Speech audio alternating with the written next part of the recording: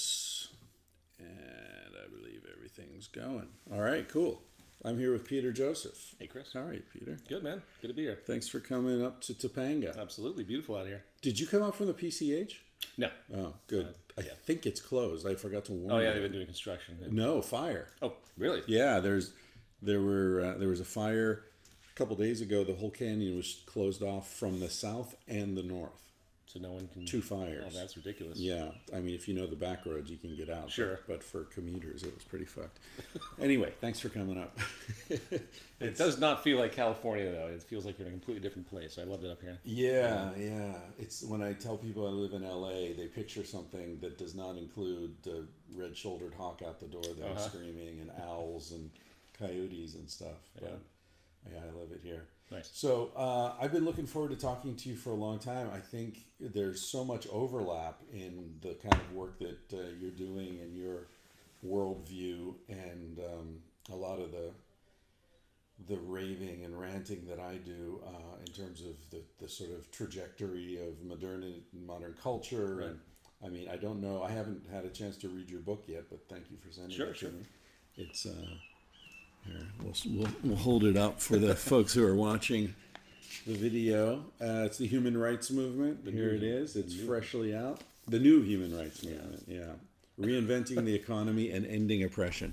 So what's when people ask you what's the book about, what's your, every author has to come up with their 30 seconds. Well, and I have that same look on my face when people ask me that about a book. Like, oh, you want me to compress 3 years of work into 30 seconds? Well, more like 10 years ultimately when I started this kind of journey to figure out what the hell's going on in society. You know, long story short, if we can't change the economy, we're not going to change human rights, civil relations, and all the oppressive factors that have been with human society, including gender relations, that have been continuing to be this underlying turbulence that have kept people separated, in-group, out-group. So we have a competitive-based economy, and as I argue in the book, and it transcends things that have historically been talked about with respect to, say, Marxism or collectivist versus individualist societies. It's about public health. And if you take a public health perspective, or I'll put it this way, if you were to take all of the peer-reviewed literature on what constitutes good psychology, good child upbringing, preconditions that allow for the best of the human condition to come out, not the fear reactions of the lower brain, but the actual prefrontal cortex and our consciousness, our ability to control ourselves, to have incentives that actually reinforce the best of us as opposed to the worst, which is what we're doing now. We can't continue to ignore the nature of our economy anymore. We've been driving the earth into the ground and driving society into destabilization because of a scarcity-driven, dominance-oriented, oppressive economy. Right. And we've conditioned ourselves over the past, especially since kind of the Reagan Thatcher era as far as the West, that the government, state, and effectively democracy is bad. Because that's really what it implies when you hear people talk about the negative aspects of the state. Reagan explicitly said the government is the problem. Yep. And they wanted to make it small enough to drown in a bathtub. The illusion that there is no society, I mean, that's a profound Margaret Thatcher said that explicitly. And it's completely nonsensical, and it empowers a Machiavellian quality. It empowers an individualistic, in-group, oppressive type of tendency in human culture. And the new human rights movement is about shifting that precondition, shifting the economic focus from a competitive to a collaborative. I'm very specific about it, too. This isn't just conjecture and me talking about broad ideological things that should happen, ideally in the sense that, we can just gesture this, let's just start to work together. No, there are specific things, step by step, we could do to transition our economy into something very different that support different incentives, different values, and effectively a revolution of the self and a revolution of society. Right. I don't mean that in any kind of metaphysical sense. I'm very literal with this. And again, you take all the public health science, you were to put this into a giant computer that could tell you what the social system would be, that would actually support the best of the human condition. I think the research in that book. So what would such a social system look like? What are some characteristics? I mean, obviously, you were talking about non-competitive, sort of egalitarian ethos. Yep. I mean, 99% of human history, as you know, is an egalitarian hunter-gatherer society. See, I was trying to maneuver you into that. You just turned around and marched right in. And anyone that says that human nature outsmart you there. Well, anyone that says that we are just bound by our psychology, our evolutionary psychology to be these competitive again, that's just patently false and without any regard for history. So we know that we have that inside of us. I mean, what you just said is effectively the broad view. You need incentives for collaboration, not this sort of half incentive of collaboration that's done through competition. Right. That's what we have now. Right. It's a sort of a pseudo collaboration that happens after the fact. We get together to fuck the other guys, and then but we agree to it. Right. That's why it's collaborative. You know what I mean? Yeah. At the basis of our society is really sharing. But we do it through this proxy mechanism of not sharing initially. So two companies come together, like cell phones. They're constantly making dumb little improvements that they think they can market to people, and then rather than actually work together and think about what could be unified, they forget the waste and planned obsolescence, the constant repetition of production that's destroying the planet. Right. If you actually had, instead of this long-term process of innovation through competition, you actually had a network system where people just thought about what they wanted to do, what the public actually had interest for. Democratizing the economy is effectively what I'm talking about. Right. Participatory economics is the final stage of this long arc of our battle with ourselves to figure out why we continue to be at war with ourselves. Right. And I think once we have that, and I think other people have talked about this too, not to keep rambling, but Martin Luther King, before he died, talked explicitly about an economic bill of rights in the United States. Right. And he promoted at that time, which was the most advanced thing and completely radical for the time, universal basic income, which is now being talked about, tested. Again, it's coming back. Yeah. It is. Hawaii's starting to lay the groundwork, I just read. Are they really? Yeah, just within the last few days. There's a caveat to that, which we can talk about. I advocate it. I think it's a great idea as a step. But there's something to be recognized for it. There's a problem with it in a society that's driven by debt and scarcity, where, especially now with automation, there are not enough jobs. Their jobs are slowly inching out. We know this. Right. And what has to happen is what happened in the 70s. In the 70s, there was massive credit expansion in the West because people needed money, and the kind of surplus that was generated by industry was so much that the corporations had to keep selling. So now they just started to employ credit expansion, so people would keep buying and consuming. Fighting the communists by consuming more. There's this whole amazing history I detail in the book about how we were turned into a consumer culture. Point being is that you have to get money in the pockets of people to support the economy. Right. And universal basic income is actually kind of an elitist solution, even though it will help, it will improve public health. But today, there's a reason why you see the intuition of the Zuckerbergs and so on start to say, universal basic, or Elon Musk, universal basic income is a great idea because they know in the subconscious level, I don't know, this isn't conspiratorial, they just know because of the work that they're in, that people have to get money in this new automated society. Right. And that money, because of the nature of structural classism, I call it, will still come out of nothing and filter right back up to the elite. Right. And right now, we have 8 people with more money than the bottom 50%. Right. And that's only going to get worse. Right. So my fundamental question about these things, this economic inequality that's obviously growing, it's worse than it's been in since the 1920s, I guess, and maybe even worse than then at this point. I was working on this book, and I was looking at the economics, and you were talking about studies of wellness and happiness and contentment with life and all that sort of thing. And I came upon all this research literature showing that there is no correlation above about $70,000 a year between wealth and life satisfaction. So that led me to this giant conundrum where I sort of looked at economy as, I used to get together with my buddies and play poker every Sunday night, right? And it's like I show up with $40, I leave with 20. That means somebody else is going home with 20 more, or as a group, they're leaving with 20 more than they came with. But if you look at economy the way I just described it, and you say, well, wait a minute, even the rich are not benefiting. So those 8 people who control more than 50% of the total wealth of the country, they're miserable motherfuckers. Yeah. They're off in their yacht, they're lonely, they're suspicious of their friends, they're probably addicted to all sorts of drugs. They're miserable fucking losers. So if they're losing, then we're not playing poker in someone's house where my loss is your gain. We're playing poker in a casino where we all lose. Right. So who's the house? What do you think about that? Who is the house? Who's benefiting from all this? You mean in terms of happiness? You mean because obviously, I mean, the money's going to these people. The money, but see, I think I look at it on a meta level. Okay. I think that, and you've studied this far more than I, so this is just, I'm not, I don't want to argue with you. I just want to introduce this as a topic, because I've got this sense that, you said we're at war with ourselves. That was a phrase you used a minute ago. And certainly, that's a powerful way of looking at it. And clearly there are conflicts within the human psyche and within human nature and all that. But in society too. And it's looking at holistic society. Sure. Yeah. But I'm coming to this sense that we're at war with, and this is going to sound crazy. It's like one step from lizard people, but essentially we are embedded within organisms that, just like bacteria is embedded within us.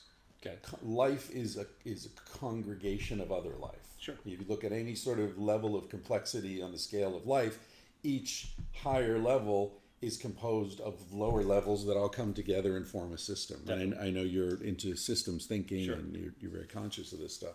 So my feeling is when I started looking at this, I was like, okay, wait a minute. Everything congregates and becomes something else. So what have we become? What are we? What life form are we embedded within? And my answer was institutions. Yep. Religions, corporations, governments. And they are functioning on a level kind of like the gods on Mount Olympus, in ancient Greece, where they've got their dramas and their conflicts and things, and we get swept around without really even knowing what the fuck is happening. Oh, sure. So I kind of look at these very wealthy people as victims just like the rest of us. I agree, absolutely. I don't demonize I don't demonize really anybody. I mean, we can argue people's, moral compass on a couple different levels, but we're all victims on some level of the culture and the world we've been brought into. And you're absolutely right regarding the happiness issue. I'll come back to that structuralism you just mentioned too. And the second chapter of the book, I describe all the research about how people that gain lots of wealth, and it's very well researched, that automatically lose empathy the higher they go up, and become more miserable, and become more addiction prone, because money becomes an addiction, and they become more, well, I hate to be cliche here in the modern world, but we have the icon of the Trump presidency, and all the values that clearly he puts forward, winning, a complete lack of empathy, and rewardingly so. Like he appreciates that he doesn't care, and that kind of embodies, I think, the psychology, the social psychology that we have as not only a culture, but definitely pollutes the wealthy more than anybody else, which is really troubling because it's obviously the wealthy that have the lobbying power. It's obviously the wealthy that have been in control of government, not just in this modern period, but throughout history, going all the way back to monarchs, those that have the most resources, and are by nature the most indifferent. Nature meaning there's something about this arc. The more power and money you have, specifically money leading. Yeah. So we're kind of screwed in that sense, because if we rely on our objective. Sorry to interrupt you, but you're not just spouting some bullshit here. There are studies showing that the more wealth someone has, the less able they are to perceive pain in someone else's face. Did you see that study? Exactly. Yeah, that's precise. No, it's in the book too. I talk about a lot of those studies with that conclusion that we're stuck in a power system that's fundamentally indifferent by this kind of determinism that's happened. You could speculate on the deeper causes of that as well, that's where I'm trying to go. The determinism that you're referring to is because we're so accustomed to thinking of it. I know you're involved in the Occupy movement and a big supporter of this, and we're so accustomed to thinking the 1% and versus the 99%. Sure. And my feeling is like it's 100% against this system, whether we call it corporations or we call it institutions, or we call it the sort of the mega organism, or whatever it is, whose agenda is against ours. And the difference between the 1% are like I forget the name in the prison camps, the Jews who controlled the other Jews. Okay. So they got a little extra bread, a little extra soup, but they were the ones who turned in, and like that kind of thing. Yeah. Like they've sold their souls for a little extra soup at the end of the day. Right. But they're still in the fucking camp with the rest of us. Well, the other parallel to that is American slavery and the separation. And this is talked about at great length through historians. Actually, Gandhi and Martin Luther King talked about it a great deal. That's where I read about it. I didn't even really. No one taught me this when I was in high school regarding American slavery. White poverty was just as bad, especially right after the Civil War. Right. And the political establishment said, well, you know what? If the poor whites and the poor blacks ever get together, well, we have a serious problem on our hand. Right. So basically the whites were given superiority in their Christian white status. They identified with the masters and the political establishment. And they're the ones that were basically, they could, and then by some legislation, they could bully slaves or even former slaves, all that history of legal racism. Yeah.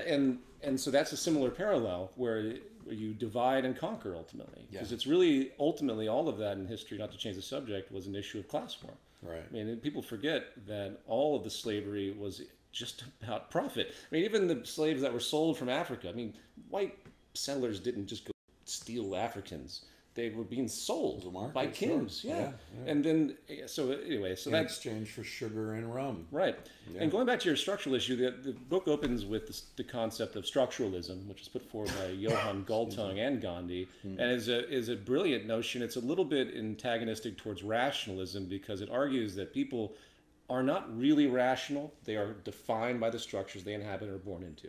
It seems like common sense to us, but I think a lot of people, especially in the moral climate, the legal system, everyone thinks everyone's just a perfectly rational being. The economic system certainly believes that. Economic man is a fucking joke. Yeah, but it's the foundation of economics. Right, and that hence its myopic unfoldings. Yeah. And so with that structuralism, with the institutions you mentioned, and ultimately the social system, foundationally oriented with economics, you call it capitalism, market economics, it's a scarcity-driven social order. I think we can get rid of most of those terms. And there's been, ever since the Neolithic Revolution, 10, 12,000 years ago, there's been a geographical determinism that defined the way people needed to be. So you had settled agrarian societies, some were in more opportune areas with better fertile land and so on, some were not. So you had to have specialization of labor. You had eventually that leads to property because you want to protect it because your labor translates, the old labor theories and so on. And the land and the animals. Exactly. And you build out power, system, war. You build out this. So I think what we've been on is a natural trajectory. Some have argued that the Neolithic Revolution was kind of a mistake on our part. Who would argue such a thing? And it's a good thing to think about. Yeah. So we've now reached a point where this whole Malthusian scarcity-driven world, since the Industrial Revolution, we have this new potential for humanity to stop war with itself, to stop feeling we have to exploit and enslave each other, like what we effectively do in the corporate system, which effectively what we do in even the entrepreneurial system. People don't realize that they're constantly in this war with each other, and they, I've had debates with libertarians, and it's amazing the kind of backwards thinking where up is down and left is right, where they think that the act of trade is not actually dominant strategizing. It's some kind of mutual exchange of. It's a very, very abstract notion that is put forward in these theories of free market. And the truth is that when you have a trade-dominant, scarcity-based society, you automatically lead to everything that we've seen today, including the American empire. Yeah. And it spirals out like that. And the question is, how do we start to harness the new technology, the new capacity, I should say, we have to create an abundance, to create a strategic abundance, not a utopian abundance, to sidestep the materialism and vanity, to sidestep the reward of status that has been so neurotically ingrained, again, going back to the Trump idea and the trophy wife and all these accepted misogynistic ideas, all these accepted just... Trophy wife who hates your fucking guts. Oh, sure. Oh, sure. My God. I'm sure she could handle him when he was just, a dickhead businessman. Now he's the president and she has to be seen all the time. So, and that's the ultimate, where I argue towards the end is that there are a number of transitions, and we could talk about that more so, that can happen that are based on current trends that are not over-idealized, that if the public was to get behind it, you have to have a movement to do this, because the neuroses of power isn't just going to turn. It's going to keep drilling the earth into the ground, and it's going to keep basically thriving on the destruction of other peoples, because that's kind of the way the scarcity-based trade strategizing dominance patterns ultimately. There's a guy, Tim Ingold. You're familiar with him? He's an anthropologist. He did a great little quote. It just stunned me when I read it. Not a quote, but he talked about the difference between the hunter-gatherer societies and modern agrarian trading societies. And the difference, and it's such a profound notion, is that first, the hunter-gatherer society had a gift-giving sentiment. When the early civilizations were met, people talk about this, like Peter Faber or Margaret Mead, Westerns would try to exchange, and they would be offended by that. Yeah. And now we have, instead of gift-giving and harmony and what was effectively a voluntary type of relationship, trade strategizing dominance. The expectation of reciprocation. Right. And it might seem like a very trivial thing to a lot of people, but that's a powerful, profound It's a huge underpinning. difference. Yeah. I was quoting from Columbus's journals, his first journey, he was actually, in his journals, they were written as letters to the king and queen, and so if a ship was going back, he'd send it back to them to recount what he had seen and all this, and it's really quite stunning. You might have read this, actually. I think Howard Zinn quotes from it in The People's History of the USA. It's been a long time, but okay. Yeah, it's a great book, and anyone listening to this who hasn't read that, it's a great place to start. Definitely. Anyway, he talks about his first meeting on Hispaniola with the Taino, or the people there, and he talks about how beautiful they are, physically beautiful and kind, and if you express admiration for anything, they just give it to you with no expectations, and he says they're surely the most wonderful people on the planet. They're the most wonderful people in the world.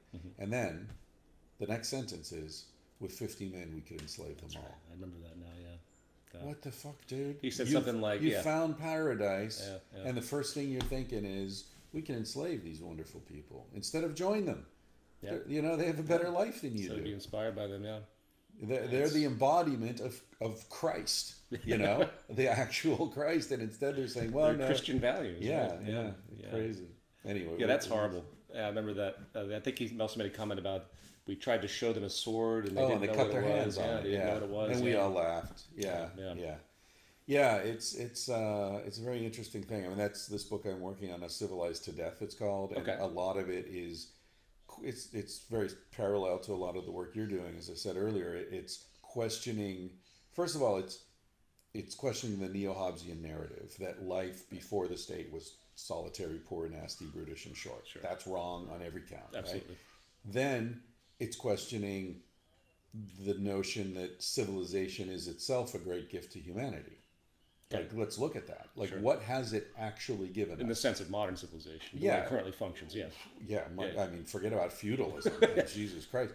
But, like, where we are now, even you and me, even the people at the top of the heap and, the most wealthy parts of the world with the most freedom and the most technological adaptations and all this, how does our quality of life compare to that of a typical hunter-gatherer 20,000 years ago in terms of, how's our sex life? How are our friendships and sense of community? Right. How's our physical health, our dental health, our cardiovascular health? Sure. What's our relationship like with children, and what's our spiritual life like? How fearful are we of death? I mean, pick your fucking matrix. Yeah. And this idea that civilization has been this incredible gift to humanity just falls apart. It does. But as you said earlier, it's so hard to get people to see that because they're born into this structural, either brains, or it's kind of like, those things, those ice cube, you can get those weird ice cube shapes where you can make like a popsicle that looks like a lizard or something. Yep. That's like our brains. They go into a mold and they come out. There's so much great educational value in that early history, and sadly, most people really aren't even aware of part of our time. Well, and they that's really no do. Fucking accident. Well, of course, right? Of course. No, a society wants to replicate itself like any living thing, so it promotes the information that makes it look good. Exactly. Which is not fucking science; it's propaganda. Yeah, the climate of opinion, I think Carl Becker called it. People only reference and annotate in history what they identify with, right? And suddenly becomes shifted. So your background's in economics? So you were working on Wall Street or something? No, I did actually, but my background is self-taught. Basically, I went to school as a classical percussionist, and realized after going into enormous amounts of debt in New York City that wasn't where I wanted to go. You're at the new school, right? Yeah, exactly. And I decided that I didn't want to be a classical percussionist in an orchestral setting, because that's sort of the corporate context. Were you like the guy in the back with the kettle drum? Pretty much, yeah, pretty much. But I was more soloistic in my interests. I decided I'd just take it on as a hobby and do something else. And at that point in time, all of my friends that were in the arts ended up in advertising, which is just a natural gravitation. Of course, a monstrous industry in New York. That was where I first started to see the enormous amounts of wealth that people have. It was monstrous in both senses of the word. Yeah. Huge and horrible. Exactly. Real estate advertising. So these are people that would buy penthouse apartments in Central Park West and pay $30,000 a month in whatever it's called, your maintenance fee. Just exceptional. Like we made movies basically for the wealthy to look at, to idealize themselves. Right. Speaking of the vein. Right. So I got sick of that. Even in my background, I still generally didn't like advertising. I grew up with like George Carlin and Bill Hicks, and read a lot of extraneous materials, more fringe. That was my world. That was. Where did you grow up? North Carolina. And were your parents hippies, or why did you have kind of George Carlin in kind of? Oh yeah, they were fans. Absolutely. That's great. Definitely. And so at that point, I was like, I hate this corporate hierarchy. I don't like this. I certainly don't like the hours, the insanity. The advertising industry is just so much money's into it, and the hours are terrible, and the people are crazy. It's just a unique phenomenon in and of itself. So I was like, I got to get out of this. I don't know what else to do. These are my skill sets as an artist. You end up there. But Wall Street, I said, well, this is the only occupation. I didn't give a damn what it meant. So I was like, this is the only occupation I know of that doesn't have a client or a boss. So I gravitated to this. I took mentorships with the savings I had built up from advertising. And these guys were not on Wall Street, but they were private traders. And they worked, for private accounts. Some of them worked in the business community. So I studied. How old are you? I was about 20. I was about 23 when I started doing that. Yeah, young. Yeah. So is that where you got into filmmaking and the advertising? Well, I get to that in a second. I actually never intended to be a filmmaker at all. I did do editing and stuff like that and animation. It was more graphic stuff. Right. But we did do composite stuff, green screen stuff, which I still do. And this is what, the 90s? Yeah, this is about about 2000. 2000. Right. Yeah, 2001, 2002 is when I started to inch out of that into Wall Street. And then for the next 5 years, I did half work in advertising part-time and then traded for my own account. So I did extremely short-term trading. Day trading? Yeah, exactly. Right. And in that world, because I was in circles of people that were very wealthy that did this, in these mentorships, it's a very, very unique field. I won't go into what it takes to be a pattern trader, but a very unique analysis. The people I worked around were not cutthroat, horrible people. They wanted out just like I did. They just didn't want to deal with the corporate hierarchy. So there's not to say that a lot of people in Wall Street and trading are necessarily good folks. They still have that psychology of gain and abstraction.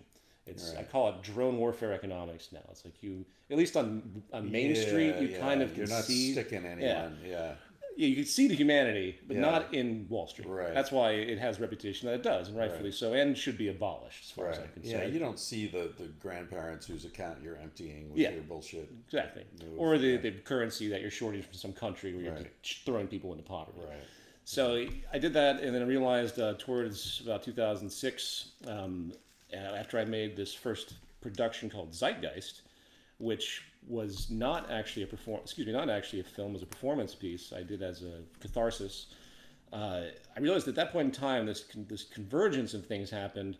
And by the way, I should step back. That's where I learned about economics. So I studied human psychology, and I studied pattern behavior and all the history of effectively macroeconomics, because that's what you look at when you start to trade in the micro realm. So that's the introduction. Flesh that out a little. Okay.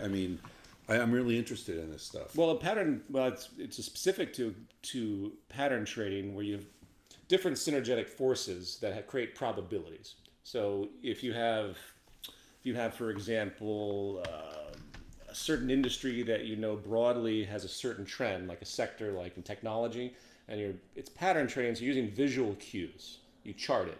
Have you ever seen a stock chart? Yeah. There's basically, just like in human nature, just like in human culture, there are patterns that exist that we do, right. And they're represented actually quite cleanly on charts of mass human behavior, especially with stocks or commodities that have a lot of human activity. So you're looking at like purchasing trends, or pretty much certain buying and technologies selling, moving in a certain direction. Well, on the macro level, you have sector information. Right. So what is this entire sector doing? All the conglomerate companies together, because they How many cars are being sold? Well, you see it in price patterns collectively, mathematically redefined as this trend. Okay. Does that make sense? Yeah. And then you start to go smaller and smaller and smaller. And long story short, it's kind of hard to explain without showing it to you visually. Right. You can create you create a higher probability of assuming a stock is going to move in a certain direction by watching the macro influences, and you start to navigate lower and lower and lower. I'm trying to think of a parallel. I can't think of a parallel that would be easy to relate to. But at the end of the day, what these traders do is they see a certain probabilistic pattern happening in multiple time frames across multiple sectors or multiple layers within a sector. Again, it's hard for me to explain without showing it to you. And then at a certain point, the probabilities are in their favor based on their analysis, and they buy or sell. And are you buying on margin, or are you just buying the stock? I did buy on margins. I didn't have much in my account to make it worthwhile. I mean, a good trader maybe will make maybe if they're good, maybe like 10%. And that's like, if you can get a 10%, 12% a year, that's where hedge fund managers, make eventually millions a year. Right, yeah. Because they have so much money, but if you make that on a $100,000 account, you can't really live off of it. And that's with margin, you have a $25,000 account. So anyway, I didn't make enough to do that because I never had the base to really do it. And I kind of just faded out of it. And it was at that point in time, though, I came to the realization that, what am I doing? I've worked in the two worst industries probably on the planet, advertising and Wall Street. I just had this amazing epiphany. And apart from making this film that eventually became a film called Zeitgeist, which some love it, some hate it. It was really an expression of the time as far as I was concerned. I eventually made 2 sequels to kind of clarify my position and then re-target the audience that had followed the first one into new focuses, specifically economics, which is where I am today. And of course, the Zeitgeist movement was born out of that, which has been around for 9-10 years, which is an attempt to galvanize the world, to whatever feeble attempt it could be. We still have about 140 chapters across 60 countries. And that's the trajectory of it. But, going back to your question about economics, it was all that trading stuff and the advertising stuff. Because if it wasn't for the advertising, I wouldn't have really seen you were just behind enemy lines Oh, there. Totally. Yeah. Oh, you wouldn't believe some of the wealth. I think if the public really experienced the wealth that the upper 10% has, they would be so stunned. Like, I don't even think it's in the public consciousness. Yeah. They don't even know how these people live. They just know the statistics. They don't know what it feels like to fly in a private jet every other day going around, like stuff like that. No lines. Just no walk lines. right in. Yeah. It's straight out of. Although but again, I mean, I get back. I take your point, and I think you're right, especially in terms of people who can't afford to buy medicine for their kids or feed their kids or whatever. I mean, that's incredible, but still, even at that very top level, I have a friend who lives on a yacht. It's one of those like mega yachts, literally a mega yacht, Sure. Russian oligarch kind of thing. No helicopter, but he's like one step below the helicopter. Okay. He's got the sauna and the jacuzzi on the top deck and the whole thing, right? And he made his money on wind farming. So Interesting. It's kind of not evil, I guess, So my argument: if someone has $1 billion, no matter how they achieved it, they should feel pretty bad about themselves. Well, there is that, yeah. I think, and there's a relativity to that, obviously. I mean, where do you draw the line? Yeah, And obviously, the first world compared to the third world, you could argue the same kind of thing. Yeah. Someone lives in a house like this, say, well, how dare you live in this house where we have people living on the street? But there does come a line, I think, that becomes relatively obvious after a certain point where the elitism is so severe, where the options are so severe, and when you look at and compare to how much destitution there is, you can't justify it anymore. And I think the billionaire class really, it is a mental illness. Yeah, it's definitely. Anyway, without getting into to that too much, the point I was going to make is, I've spent some time on the yacht with him, and the truth is that, he's got a chef on the yacht who cooks, but you know where they get their food? Where? Costco. Yeah. So I go in the morning to grab something, and I go into the freezer, and it's all whatever the Costco brand is, like for Kirkland or something. Wow. It's all Costco stuff. So it's like, all right, it's a yacht. You're a millionaire. You've got Egyptian cotton or whatever. But at the end of the day, you're still wiping your ass with Costco toilet paper, and you're eating Costco. Not that there's anything wrong with Costco. My whole point is you're still just a fucking person. Exactly. And that gets back to my earlier point about how all that wealth, it's like I have a line in the book, and it'll probably offend some people, where I say a watch tells the time, a Rolex tells the world you're insecure. You know, it's like good. a watch is a nice thing to have. You don't need a fucking Rolex. I can't even imagine having a mansion where you have to deal with taking care of something so severe. Even a yacht to me sounds like too much.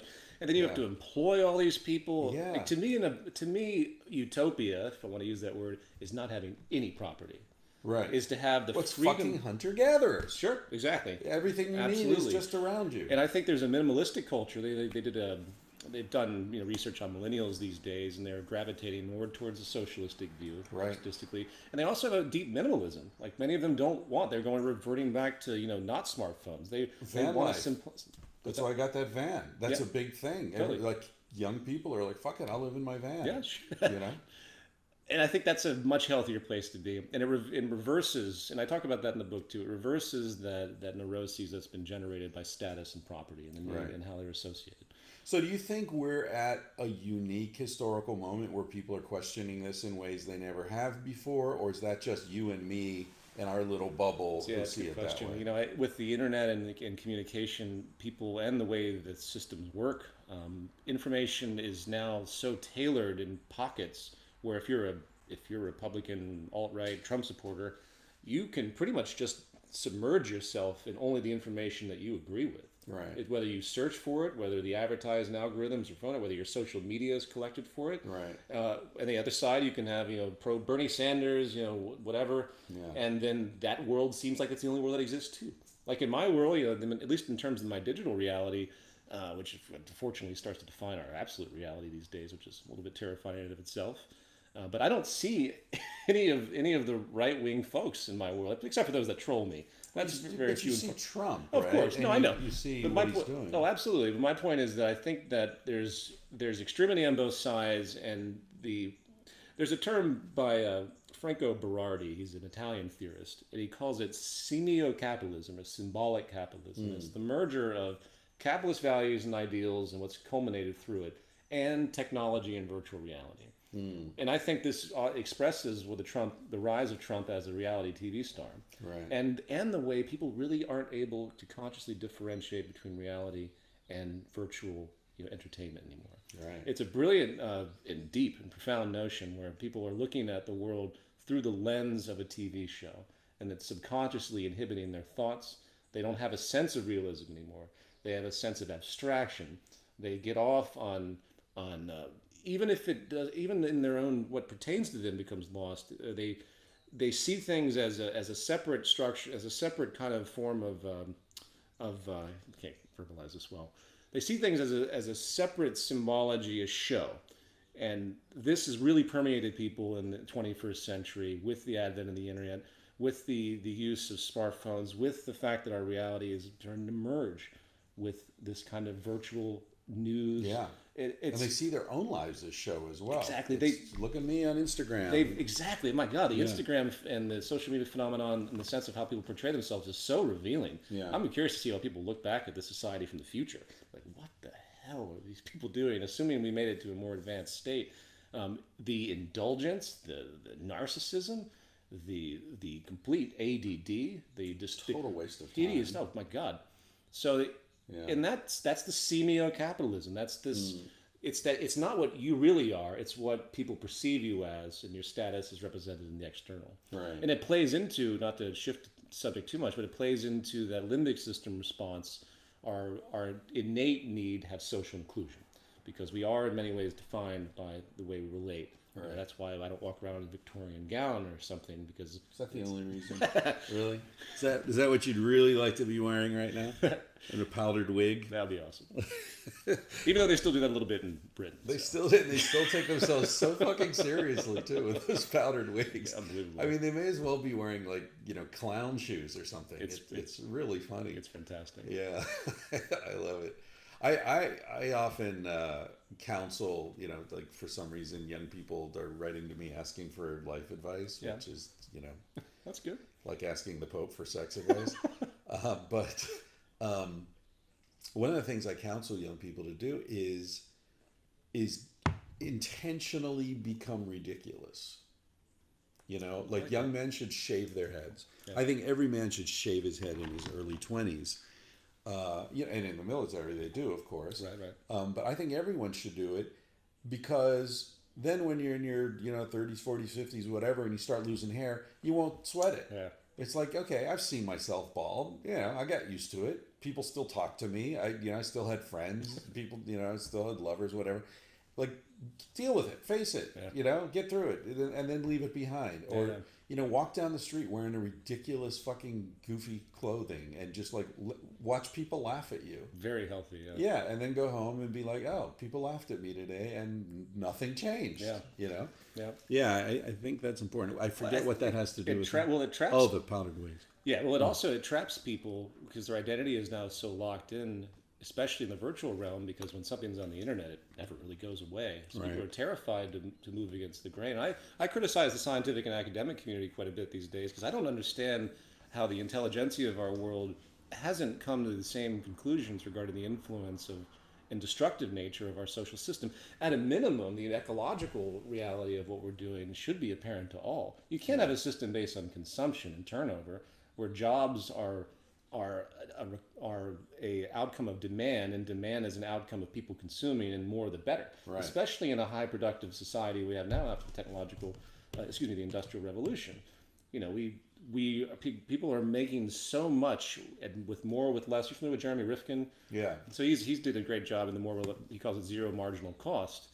And you look at this capacity for us to create more and more with less and less, and what it's led to due to consumer culture is extremely cheap things that break, so people will buy more of them. Right. You go back and look at the technology. And fewer jobs because of robotics. And all that, yeah. And I mean that's a sideline, but back to the ecological issues. No way you could consider this to be sustainable. Yeah. It is the root of the ecological. It's actually. I mean, you mentioned Malthus earlier, right? And for people who aren't familiar with Thomas Malthus, he argued famously that the population grows exponentially, whereas the food supply can only grow arithmetically. Right. So you can have 5 acres and turn it into 10 acres, but in the meantime, you've had 500,000 people who have become 250,000 people because we reproduce.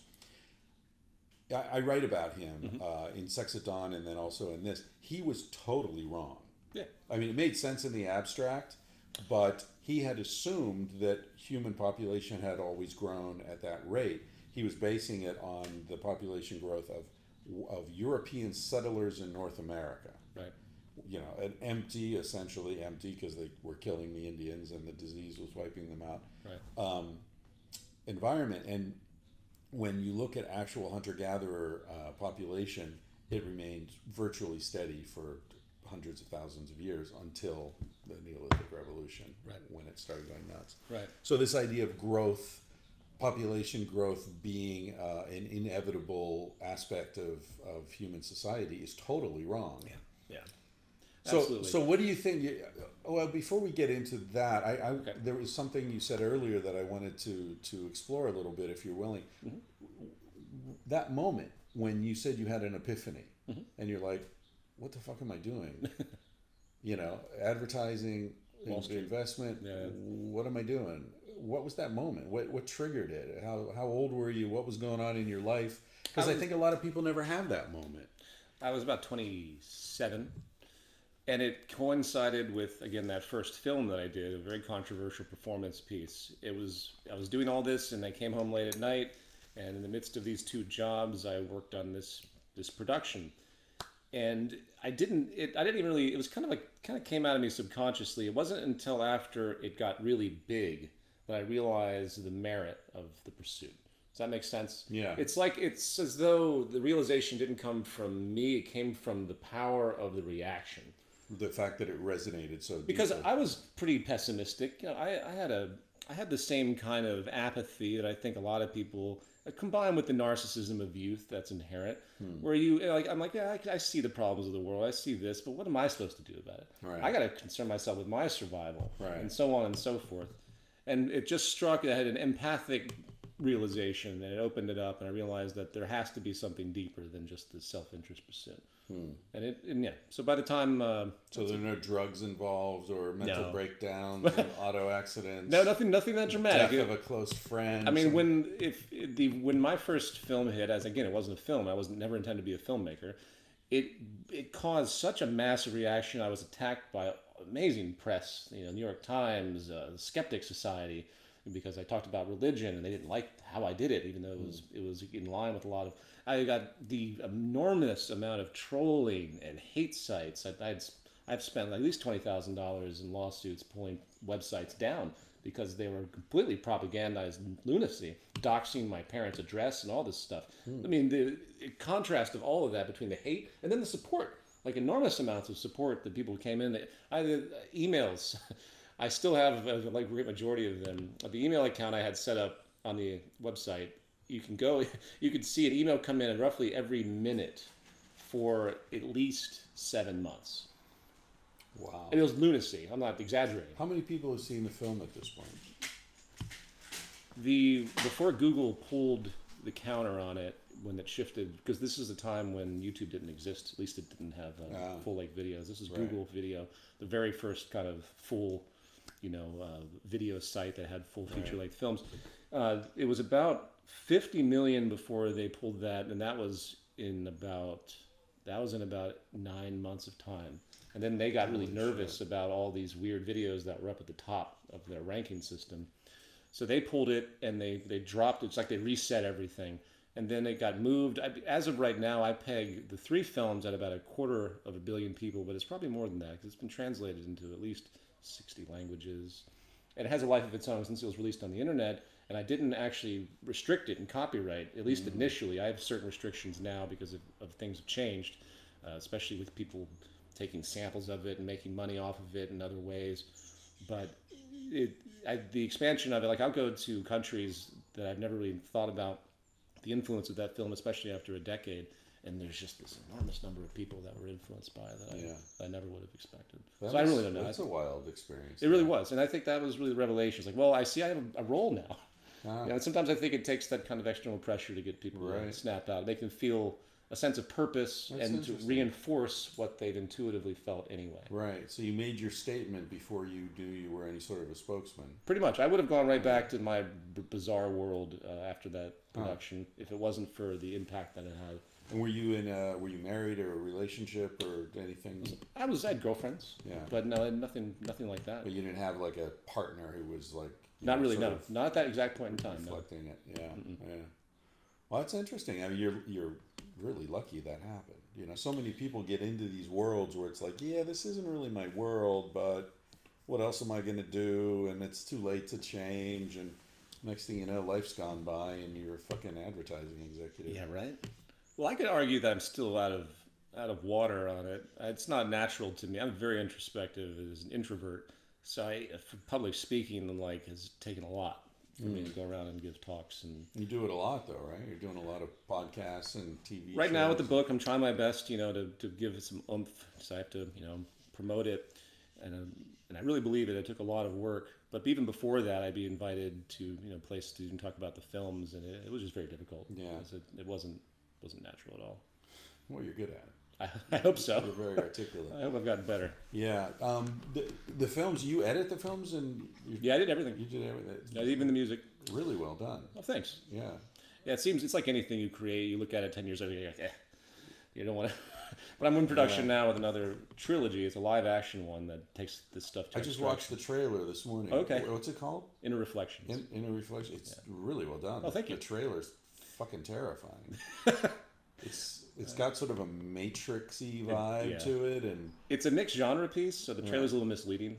It starts. It feels like a documentary at first, and then suddenly there's a character introduced. Yep. It's sort of a story. The sort of terrorist hacker. I'm building John on Taylor, I think. Right, I'm building on memes of Anonymous and WikiLeaks. Anonymous, yeah. And I anticipate in the future, and this is one of the trajectories that we should all be worried about. Well, 2 of them: diversity of the ecological decline, climate change, and so on. Even if climate change wasn't the focus, there's so many other problems in hand that need to be rectified. I mean, we'll have more plastic in the ocean by 2050 than fish. Right? Yeah. But then there's the social destabilization factor. What's going to happen when people that in their basement have nanotechnology capacities? Yeah. That's the more with less phenomenon, going back to Jeremy Rifkin. Right. Things are just going to get smaller and more powerful. Right. And if you have a society that's increasingly angry, you have pockets of poverty, which by probability on a certain level, you will have statistically people that go off the deep end. Yeah. Whether we can argue moral issue of that, as people like to do with terrorism and so on. Go off the deep end. You're saying mentally, or you're talking? Well, I mean, where they don't care anymore, where they're willing to harm. Exactly, they're willing to harm the world. Yeah. And so we already have those people. We do millions of absolutely. Those people. But what's going to happen when the technology is at their fingertips to do destruction, have capacities of destruction that we've never had before? Right. So that's a race against time. Suitcase nukes. Even beyond that, though. Yeah. Yeah, that's been a threat for a long time. Bioterror. Right. Yeah. What we see now is actually quite modest. In fact, I'm really quite surprised we haven't seen more extremity on a level of high technology. Yeah. So the film builds on a positive version of that, where in the future, and I think there's some merit to this, not just in the fictional reality of the film, but where there's a hacktivist group for good, and they've become so powerful. They've developed the ability to actually fight against the establishment, the empires, and the Pentagons, and so on, the preservers of the status quo.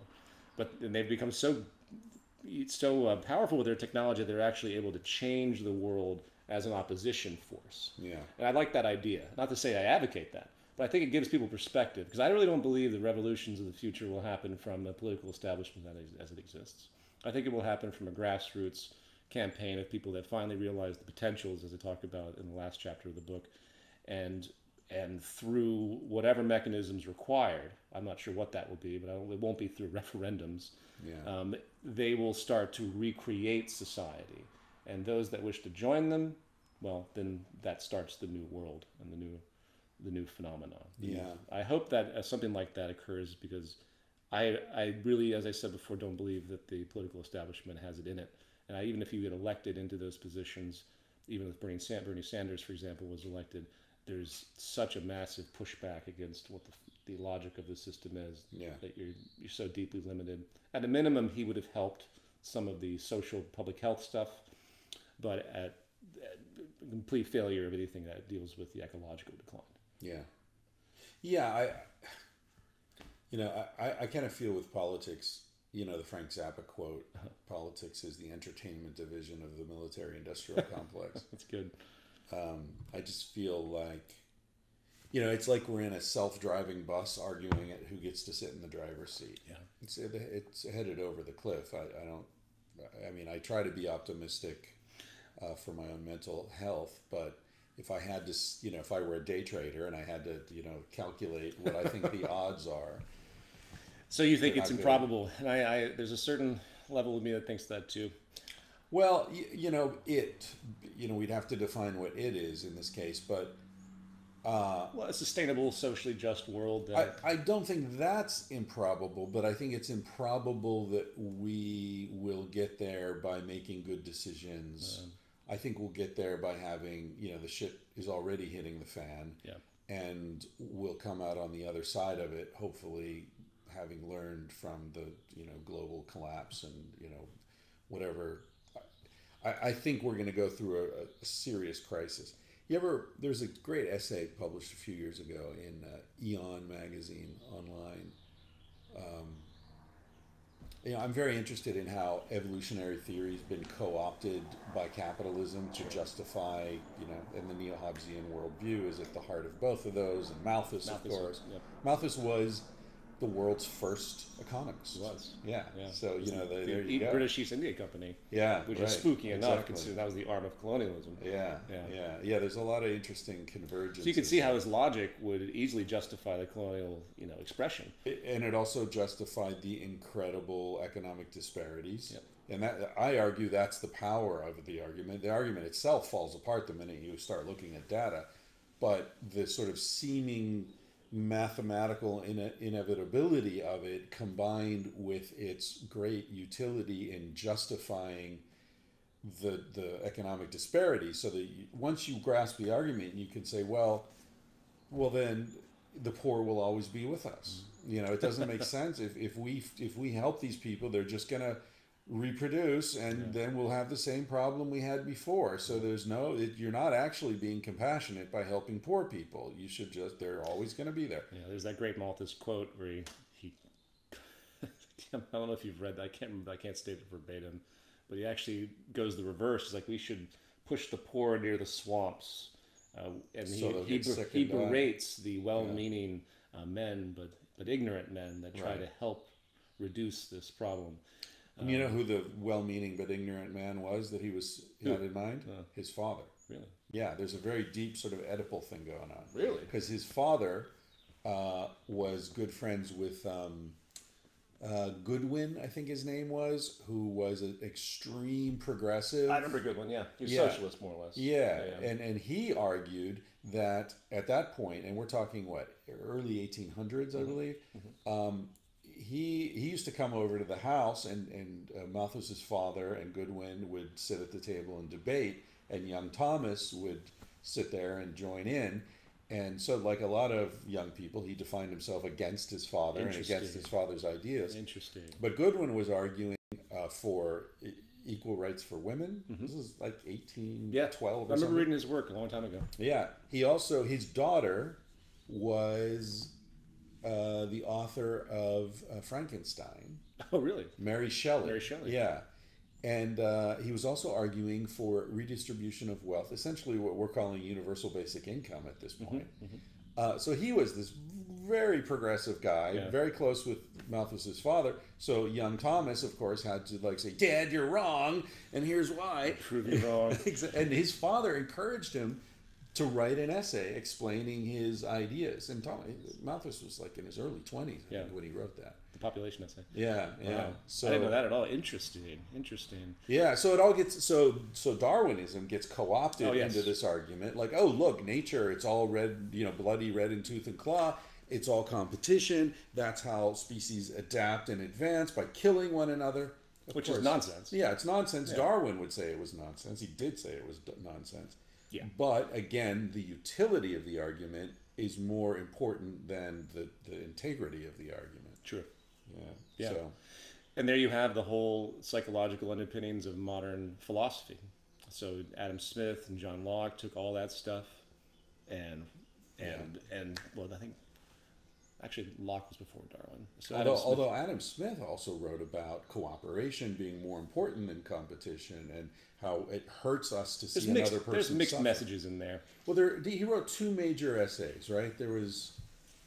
it was Wealth of Nations. Wealth of Nations. Then there was that second one, that's where he introduced... The other one that's much more about the cooperation and... Which is where he introduced the invisible hand as well. I remember that. Yeah. Because he mentioned it more times in the other essay. But But Smith wasn't a nefarious figure whatsoever, but it represents a point in time. And the idea of the invisible hand has been, I guess you could say, exaggerated.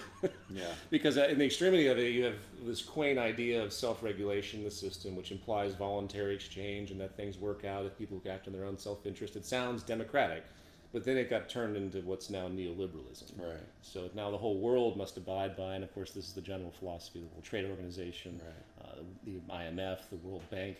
Pretty much you are a neoliberal entity, and if you're not, then you're going to see the wrath of the rest of the neoliberal world, because you must be a dictatorship. You see this rhetoric from Cuba to Iran to Venezuela. It's really unfortunate on that macro level that those societies that, to whatever discredit they deserve, still have tried to do something a little bit different. And we've been weeding this out ever since the fall of the Soviet Union. Suddenly the hegemony of the capitalist structure prevailed, even though it was really done through tremendous sabotage against the Soviet Union. The mythology of communism as it existed historically is ever pervasive and completely quite wrong when it comes to Western education. What would you say is wrong? What are the salient points that we get wrong? There are problems in communism. Existed it was an attempt to have semi-autocratic control in a planned economy, but people still used money, and they still had trade with the external. So if you restrict trade, just like we restricted trade with Cuba, the standard operating procedure of the embargo, and you start to mess with an entire society and not allow them to import, then you are going to destabilize internally. And then there's the propaganda, of course, of all the death tolls. So the Black Book of Communism, this big held up, pro-capitalist book that says 100 million people died due to communism. They don't talk about that largely it was due to famines. And those famines are consequential of the global economy and the global issues that were happening between the West and the Soviet Union.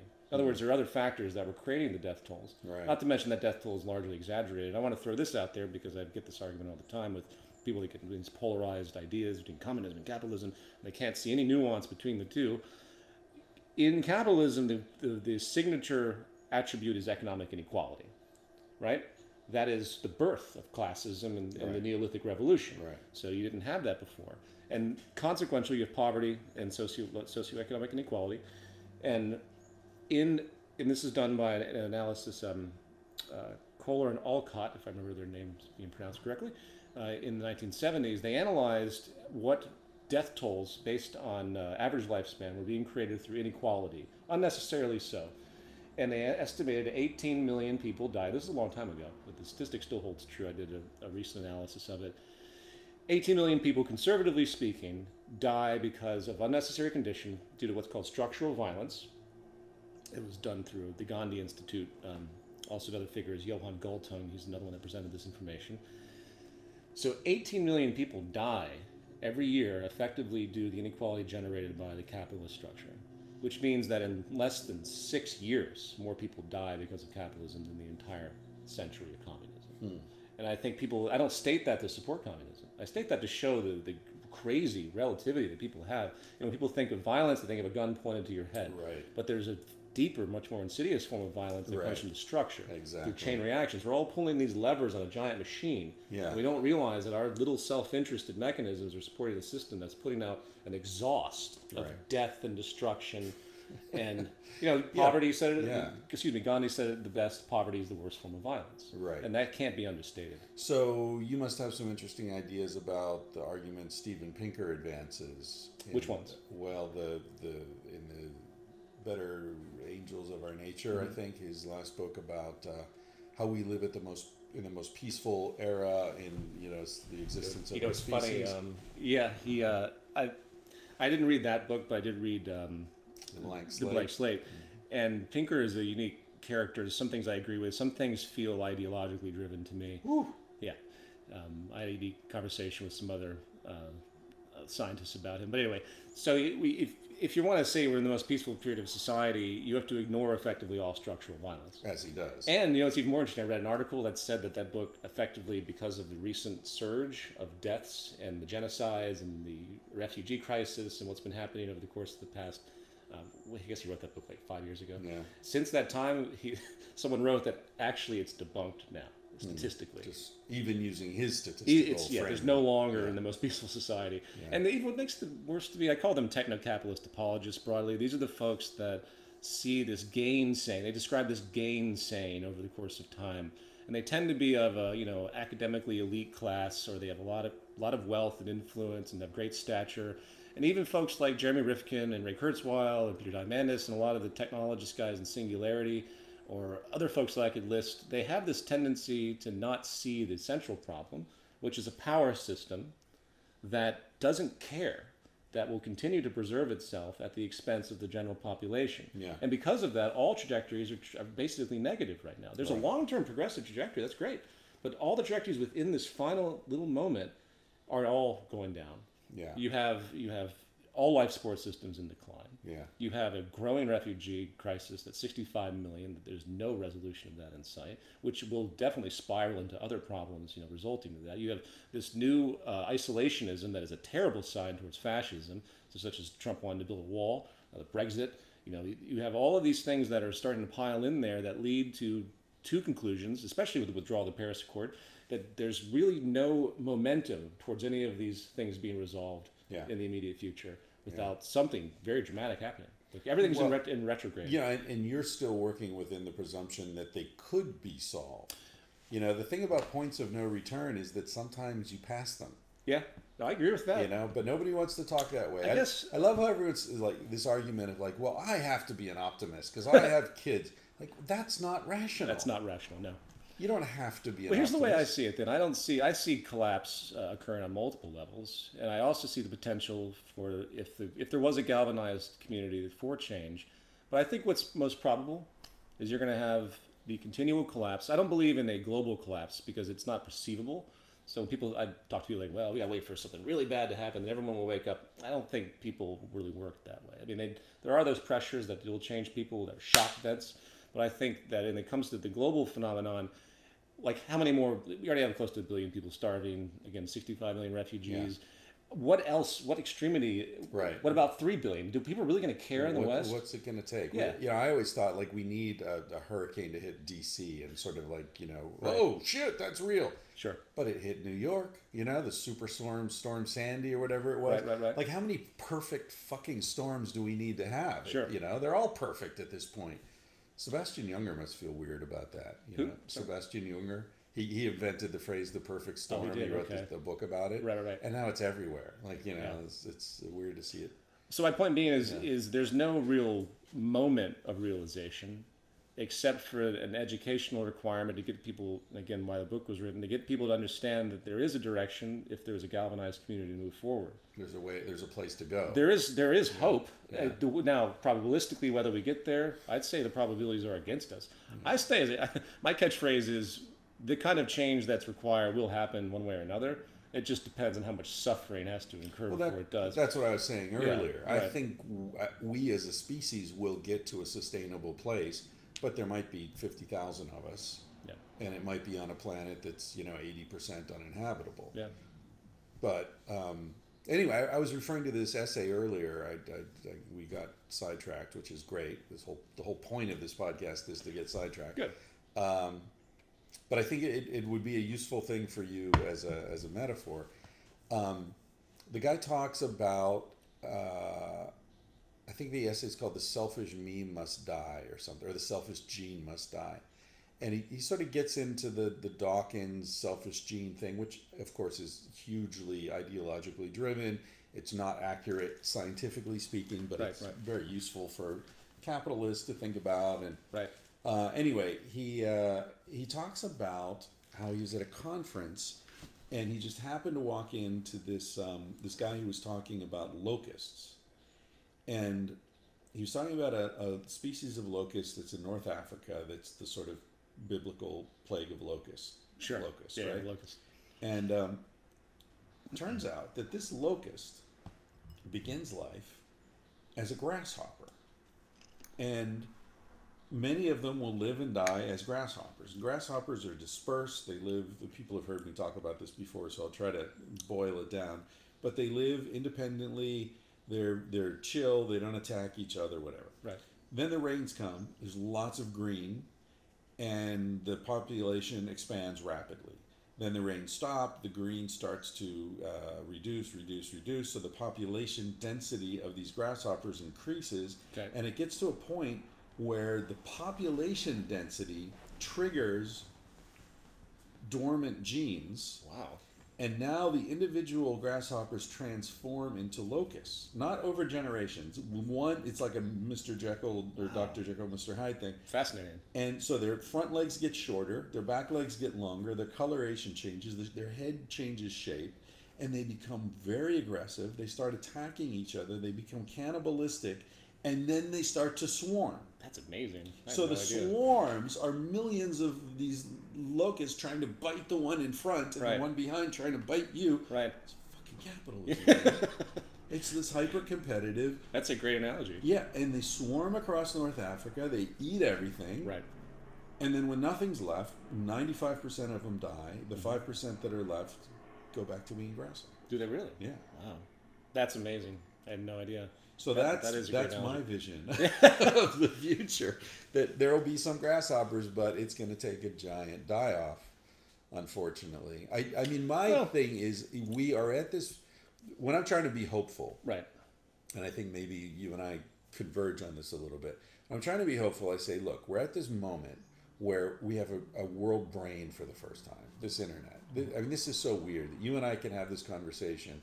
We can say anything we want, and then I push a few buttons, and 100,000 people can listen to it, or a million, or whatever. But at least 100,000 will, right? Sure.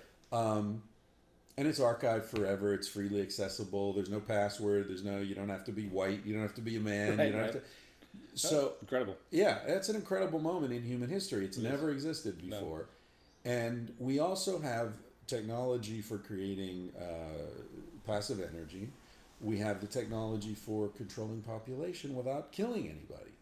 Right, we can get vasectomies. We can, there's all sorts of birth control. You can also change the precondition, as you pointed out earlier, where if you actually get people out of poverty, their numbers now lower in contrast to the Malthusian view. Well, and my dream is to try to combine population control with universal basic income, because so many people, as you know, have kids as a way to sort of provide for them in their old age. Sure. If you're like, look, everybody in the world is going to get the equivalent of $1,000 a month or $2,000 a month in your local economy forever, you don't need to have a bunch of kids. True.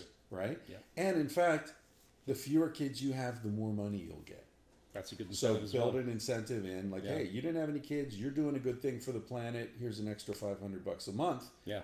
Well, people are going to stop having kids. Yeah, that would be a great incentive, absolutely. Yeah. You're right. That touches upon a lot of sensitive issues. I'm at an age now where I see all my friends having kids, and I ask them, so why? Yeah. And their response generally is they have that biological need. I know that females seem to have the biological clock. That seems to be relatively well established. Do you agree with that? That there's a general gravitation as women mature that they gravitate towards wanting to have kids, or is that more of a cultural issue, do you think?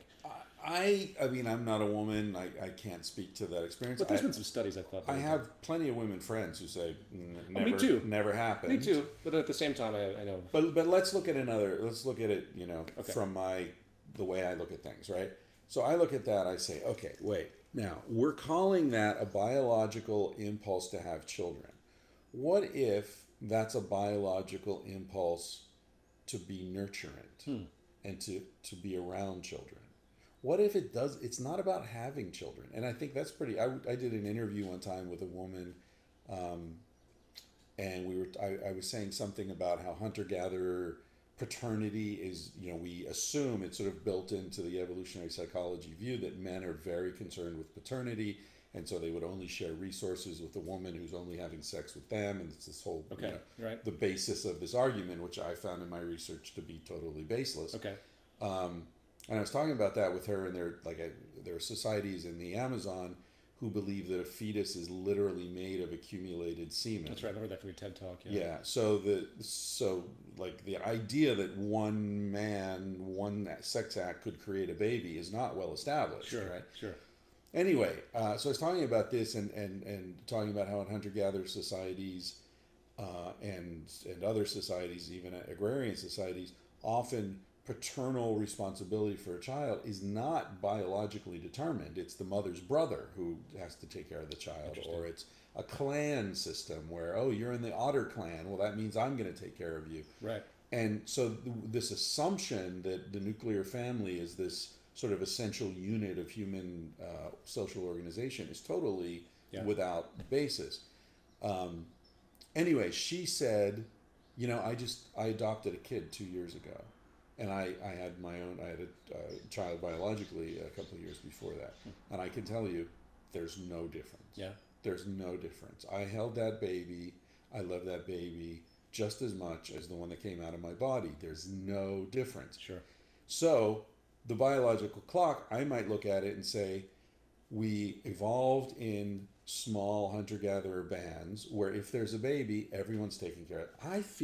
I see a baby, I want to pick him up and play with him and hold him and protect him and teach him, and it's not my baby, so why do I feel that? Yeah. So I would argue that it's not a biological clock. I would argue that women and men, but women to a greater extent, want to be around kids, want to help kids, want to protect them, want to feed them, want to, And the only way to do that in this world is to have your own, right? Because we live in these weird fragmented units. It's true. It's lack of tribalness. Yeah, a lack of tribal community.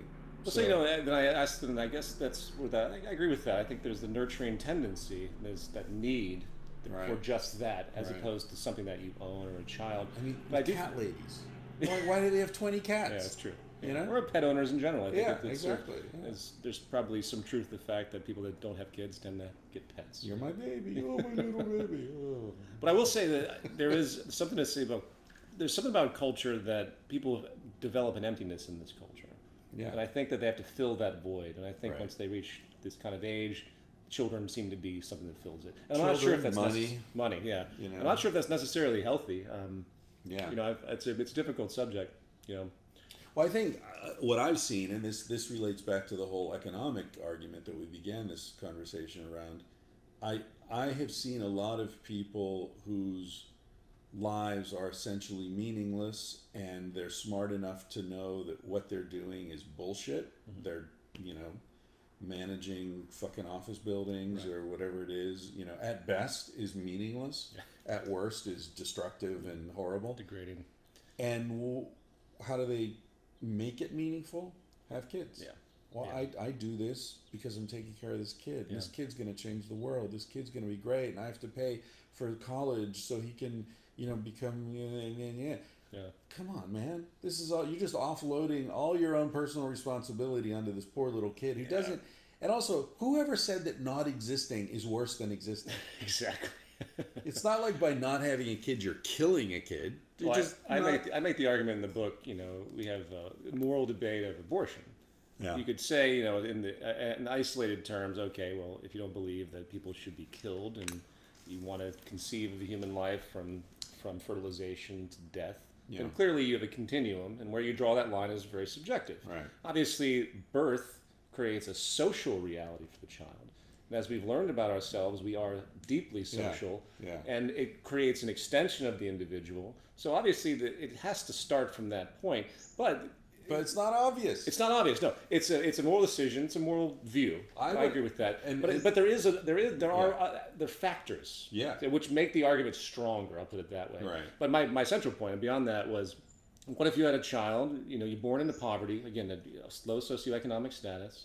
Born into a family that can't support the child. They're in a state that doesn't allow abortion, and then that breeds a child full of neurotic tendencies, neuroses that eventually harms other people in adulthood. Right. So where does the moral defense come at that point? Yeah. And that's what no one talks about in this sort of myopic view of that subject particularly. Well, see, I would argue that again, that gets back to my whole sort of meta organism thing. I would argue that kid is good for the mega organism. Uh-huh. It's not good for us because, as you say, that kid's going to cause damage, whatever. But what's it do? It reduces labor rate because you've got the excess labor pool of all these uneducated poor. It creates war. You've got plenty of soldiers. Cannon fodder. Yes, send them off to war. Their lives are meaningless. They have no options. Yeah. They're looking for someone. They're angry. Yep. They're sexually frustrated. There's a great connection between sexual frustration and violence. Sure. So it serves the purpose of the superorganism. Of the structure. Serve the purpose of the society necessarily. Right. But the thing I was going to say about that whole abortion and birth thing I find fascinating, because I get into this with debunking the notion that we've doubled the human lifespan.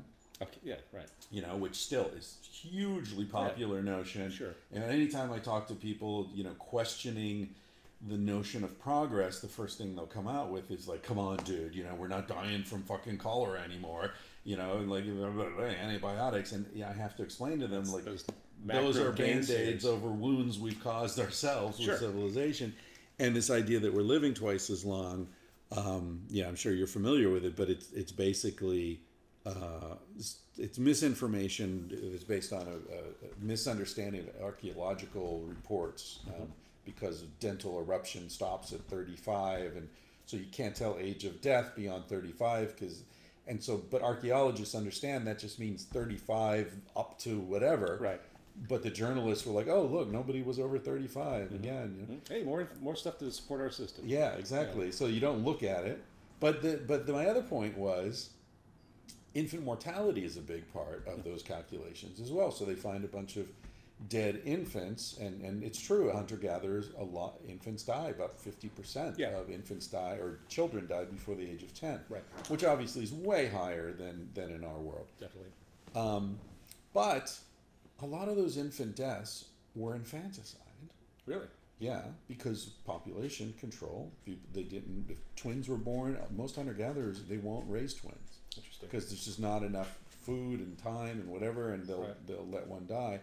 And if a child's born with any sort of ailment, any sort of, my microphone just fell, any sort of physiological deformity or whatever, they'll let the child die. Yeah. And they don't believe.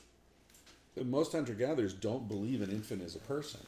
In fact, most hunter-gatherers don't believe an infant becomes a person until they can speak. Interesting. So letting an infant die for them is essentially abortion. Yeah.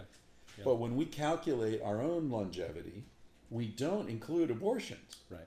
And millions of kids are getting aborted. Kids, whatever you want to call them. That's an excellent point. In China and India, just because they're girls, for right, example, right. But certainly if there are physical deformities, a lot of those kids are being not born. Yeah. So statistically, it's just a totally dishonest conversation. I hear that statistic. Oh, we've reduced child mortality by X%, and that must be such a great sign of our progress. Yeah, although it's going the wrong way. Even if it were true in what even if it were true in the stats that we see, is that really the ultimate sign of progress as a civilization? Right. I mean, infant mortality, and going back to my argument of what actually defines a person.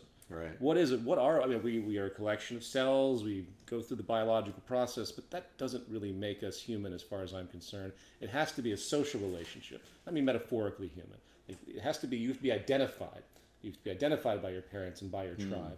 And I think to me, that's why we generally intuitively don't honor death, at least, you have capital punishment and war and all these loopholes.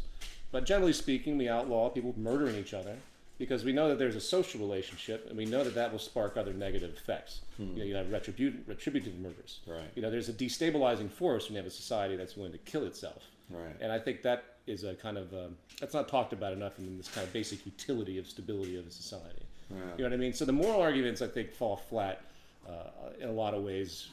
People need to think more in terms of what works and what doesn't in terms of the goals of a society. Does that make sense? Yeah. So if you don't want to live in a warfare society or gangland society because it just fuels more gangland activity and warfare. Right. So hence we create rules and laws that organize around that, and we create moral bullshit to try and convince us. I say we in the sense of this sort of intuition that we've generated to convince us that it's a moral issue. I think that detracts from the logic of it.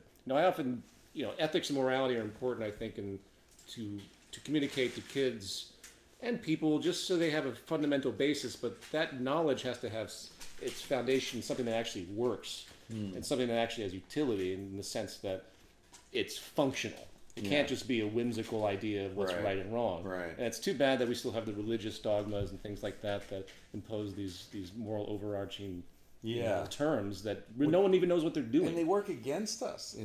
For example, the religious strictures against sexual expression. Sure. As I said earlier, there is an established connection between sexual frustration and violence. Pedophile priests, fucking Al-Qaeda and ISIS, the whole Islamic jihad. Those guys aren't getting laid, and they're being told that in heaven you're going to have all these virgins. What a fucking amazingly misogynistic idea. The 1,000 virgins or whatever. Yeah. Stunning. Yeah. Stunning. Do you know who Robert Sapolsky is? Oh, of course. I interviewed him for my third film. Oh, yeah. I quote him in the book, too. He's great. He's great. Do you know his story about the baboons who got sick? I do. That's an excellent study. Yeah, and it really kind of makes me hopeful. That's as far as looking for shreds of hope. Absolutely. If in a single generation they can change their behavior. Right. Because the alphas were died off, for those that are listening. Yeah. There was a story of the alphas that were very aggressive naturally in a baboon troop, and they died off due to an accident. And then what happened, because that alpha pressure wasn't there, everyone became far more egalitarian. Yeah. And what I love best about that is that when the new males came in, were acclimated. Exactly. Now, if they can do that, then it's the power of culture. Power of our prefrontal cortex should be able to kick in here. Yeah. It's something that our primate brethren don't have the option of as much. Yeah. To be conscious, you think that we could do a whole lot better now. You know about the Fermi Paradox? No. So Enrico Fermi, one of the physicists who worked on the Manhattan Project, was hanging out with some other super genius friends having lunch, and they were talking about the possibility of there being extraterrestrial life. Mm-hmm. And so, these are like, 5 Nobel Prize winners having lunch, right? So he's like, well, okay, wait, how many, stars in the galaxy, and how many of those stars are of the proper type that there could be orbiting planets, and how many of those, statistically, what's the probability of those, of a planet being in the right sort of margin of temperature so there could be water on the planet. We know there's ice floating around in space, so if they've existed long enough, that ice is going to accumulate. So sort of doing that statistical analysis, he came up with some incredibly large number of planets where life could have originated. That's right, I remember this now. And then he says, where is everyone? Right? Like, we know if there are 700 trillion planets where life could have originated, mm-hmm. there's no reason to think this is the only one where it happened, sure. Right? That's ridiculous. Occam's razor would never go there. Right. So you say, well, it's happened. Let's say it's happened on half of them already, right? Let's say we're sort of statistically in the middle. So that means there are a lot of them that have existed for hundreds of millions of years. So they're far more advanced than us. Where the fuck are they? And so the answer, you mentioned Elon Musk earlier. He's written about this, and Bill Gates and Stephen Hawking. The answer that most people have come up with is that there's what they call the great filter, which is that there's a point where societies, civilizations, and you talk about this explicitly in your work, where the technological capabilities are far beyond the moral and social maturity, right? So it's like giving a machine gun to a chimpanzee. Eventually, he's going to shoot everybody, right?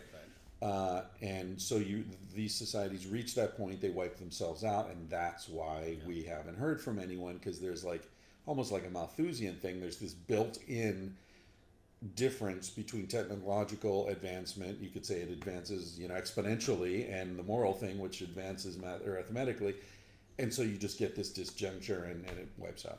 Yep. So in the context of this book I'm working on now, I've come to this idea that that's probably true in many cases, but there's another option, which is, and you sort of gestured toward it earlier, Joseph Campbell? Oh, yeah. So Joseph Campbell's big idea was that every society's origin myth is essentially the same story, the prodigal son, or whatever, the hero's journey, he calls it, where the person goes out, leaves their society, leaves the thing they know, they go out and they learn all these lessons and have all these challenges, and then at the end they return home.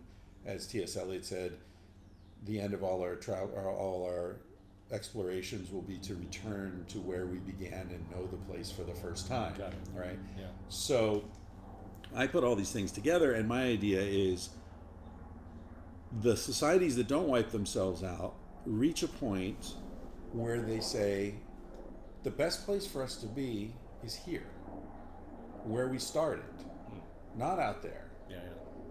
And there's nothing we need out there. What we need is simply to take care of this place, because every organism is going to thrive best in the place, in the context that gave rise to it. Sure. A cactus wants to be in the desert. An orchid wants to be in the jungle.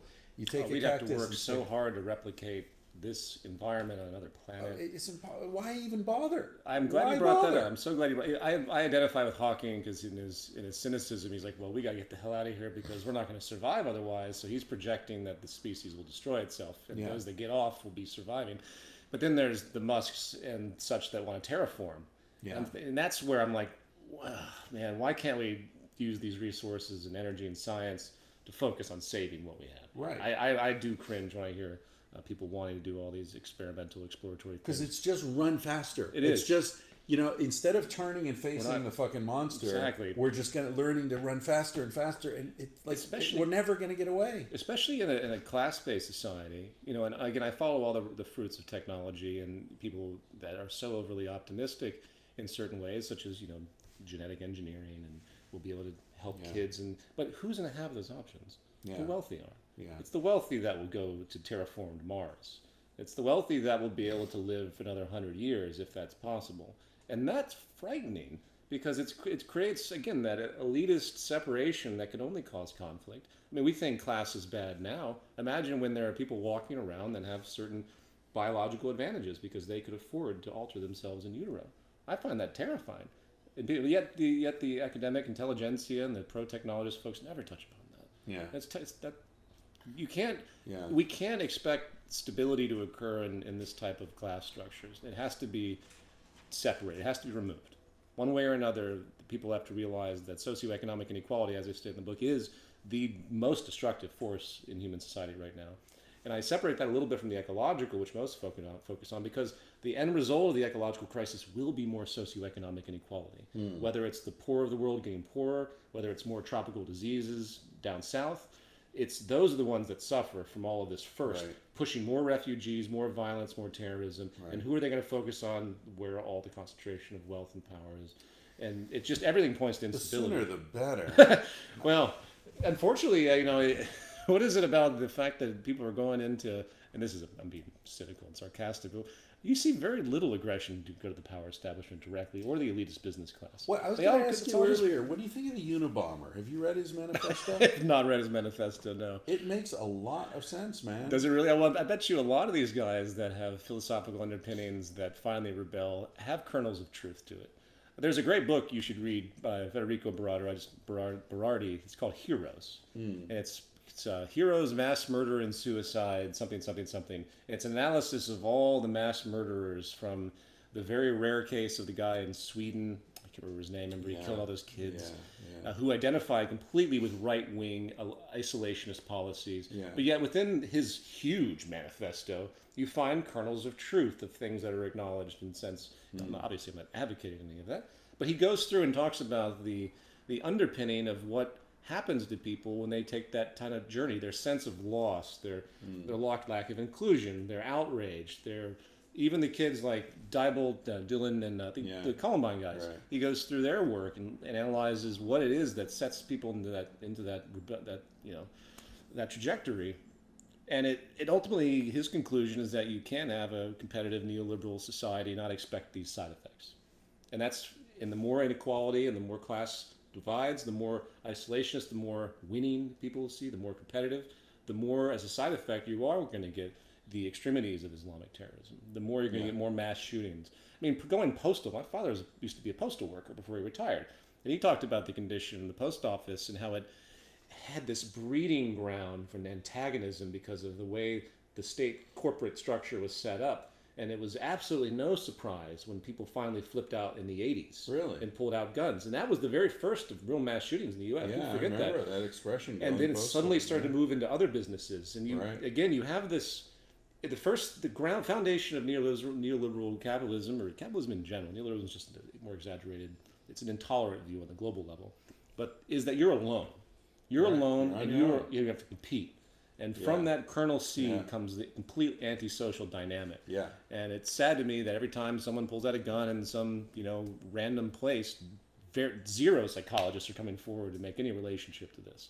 Yeah. Because it's like tuberculosis, Just because you're exposed to it doesn't mean you're necessarily going to develop the disease. Right. It's a smaller portion of people across population level that will be those catalysts of destruction.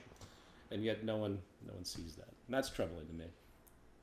Yeah, definitely. There's something you said that I fucking lost it. Well, there's one other thing I want to mention before I forget. Please. It's just an aside. I got it. Go ahead. I just read recently that in Nordic Scandinavian countries they've done so well and they've been under the radar with their approaches in public health.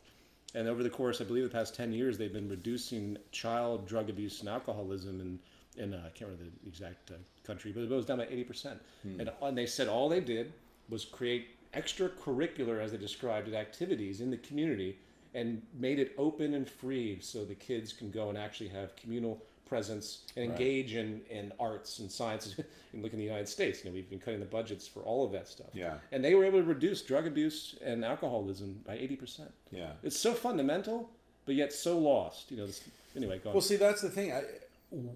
I think we misunderstand the incentives of society. Our society, if we wanted to reduce drug abuse or we wanted to reduce violence or teen pregnancy and so on, There are well-established ways to do that. Yeah.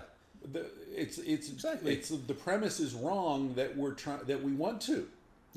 You and I want to, but the society doesn't want to because it would, and that's where I get into this systemic thing where it's like, people say to me, "Oh, come on, man, you're too hard on the oil companies," or there are good people who work at Exxon, and like, yeah, okay, there may be good people who work at Exxon, but I always say if the CEO of Exxon went down to Peru with his son and did an ayahuasca experience and had an epiphany and came, like you had, and came back and said, "Holy shit, we got to stop this deep water drilling. We can't. This is wrong," he'd be out before lunch. And if the board happened to agree with him, they'd be out. Yeah. So it doesn't matter if they're good people because people don't run companies. Companies run people. Yeah, that's the self-driving bus. It's structuralism. Yeah, as Gandhi said, there's a big quote on the Gandhi Institute by Johan Galtung that describes you can't blame the colonizers. They were involved in a structure that supported their agent as an agent of that structure. And it's a profoundly humanizing thing to view people like that because, it stops that ridiculous polarization that fills our media, that fills the general academic community, it filled the entire legal system is premised on that. Absent of all public health science, absent of anything of causality of what happens to kids, absent of anything related to poverty, people still, what was it? One of the spokesmen today for the Trump administration, last week for Trump administration, said that the crime in Chicago is out of control, and it's obviously a law enforcement issue and a moral problem. Yeah. Now that is just as archaic as you can get. Right. There's hideous poverty and socioeconomic inequality. Right. And there's other things to be said about that too, in terms of socioeconomic inequality and its effect. If you're familiar with the Spirit Level, with Spirit Level, I have it right over there. And that's fantastic. It is, and it shows it indicts class directly because we've been arguing class as an innovation motivator. Remember, that's what we're taught. Oh, well, you see people with a lot, you want to get to that point, which means you have to innovate and do something good for society, which is a complete myth. But the truth is, the more class separation you perceive, the more anxiety you generate, the more destruction. So it's you go to these cultures that haven't been polluted by media and TV, and they're so happy. Right. They live in minimalistic environments, and their happiness index is off the chart. But the moment you throw them, there's something about something about our psychology in general. The moment you throw them into a society where they see all of this excess and things they don't have, things they never even thought of, suddenly it pollutes and just creates destabilization, not only in the mind, but in the society. Although those people generally reject the option to join this society. Oh, yeah, if they can. Yeah. It's hard to escape now. It's hard to escape now in the global community that it is. And going back to that minimalism, there's something else I was going to say. I completely forgot. Good. We'll take turns forgetting what we were going to say, and then I'll cover for you now. I just want to read this. This is a wonderful book I talk about a lot. It's called "Don't Sleep, There Are Snakes" by Daniel Everett. Okay. He's a linguist who went and lived with these. He went as a missionary initially, and he ended up living for, I think, 25 years with the Pinaha people of the Upper Amazon. Yeah, that's right. I'm reading about them. Are they still around? Do you know? Yeah, they are. But of course, it's harder and harder all the time. But this is. He says, if your life is unthreatened, as far as you know, and everyone in your society is satisfied, why would you desire change? How could things be improved? Especially if the outsiders you came into contact with seem more irritable and less satisfied with life than you. I once asked the Pinaha during my early missionary years if they knew why I was there. They said, "You're here because this is a beautiful place. The water is pretty. There are good things to eat here. The Pinaha are nice people." That was and is the Pinaha perspective. Life is good. Their upbringing, everyone learning early on to pull their own weight, produces a society of satisfied members. This is hard to argue against. It is. Yeah. And that goes to show that it's really the sense of social inclusion. Right. That's really the wealth. Exactly. Exactly. Elsewhere, he says, the Pinaha laugh about everything. They laugh at their own misfortune. When someone's hut blows over in a rainstorm, the occupants laugh louder than anyone. They laugh when they catch a lot of fish. They laugh when they catch no fish. They laugh when they're full. They laugh when they're hungry. Since my first night among them, I've been impressed with their patience and happiness and kindness. This pervasive happiness is hard to explain, though I believe The Pinaha are so confident and secure in their ability to handle anything that their environment throws at them that they can enjoy whatever comes their way. This is not because their lives are easy, but because they're good at what they do. So we live in this world that's changing so quickly, none of us are prepared for it. You know, here I am struggling with this technology that didn't exist 2 years ago. Yeah. And then 2 years from now, I'll have to learn a new thing, you know? And why is that? It's because of the social inclusion. What materialism has got the Western civilization specifically by the balls. Because the more something comes forward, the more people start to incorporate it, right. And the more you're left behind if you don't as well. Right. Like I have this stupid thing. Yeah. I don't care about any of the features on this thing. He's holding up his cell phone, by the way. I am. The iPhone 7, I believe, brought to you by Apple. And you know, I was the last, in fact, to get a cell phone back in the day, because I thought to myself, I was like, I don't want this. I don't want people bugging and me. The early adopters I don't want bosses calling me. Yeah, they all had their holsters. Oh my God. And shit. And the only reason you did it because eventually your friends are like, oh, I tried to call you. Yeah. I got to show you this thing, or I need my GPS, and suddenly. Yeah. And now no one remembers anything. No one can get around anymore. Right. You know, we're so dependent in a very negative sense on technology. And again, I'm very pro the positive attributes of it. If we can stabilize the development of technology in the sense of its purpose, not the frivolousness of it, not the vanity of it, not the extraneous things that are giving people ADD. Have you heard of Tristan Harris? I know the name, actually. Yeah, he was on Sam Harris's podcast. He was on the Bill Maher show. He worked at Google. He's a technology ethicist. Okay, I think I know what you're talking about, but I'm not familiar with him. Really interesting guy. The episode with Sam Harris is well worth listening to, and he gets into this thing about how his argument is technology is not neutral. That's, you know, everyone says it's a tool. You can use it for good. You can use it for. He's like, no. Okay. There are hundreds of engineers whose only job at each of these apps is to get you to spend more time there. Yeah. Because this is an attention economy, and your attention is the commodity that everyone's trying to control. So it's not neutral. Well, it could be neutral, but because of the incentives of marketing, it's not by any means. No, it's horrible. Yeah.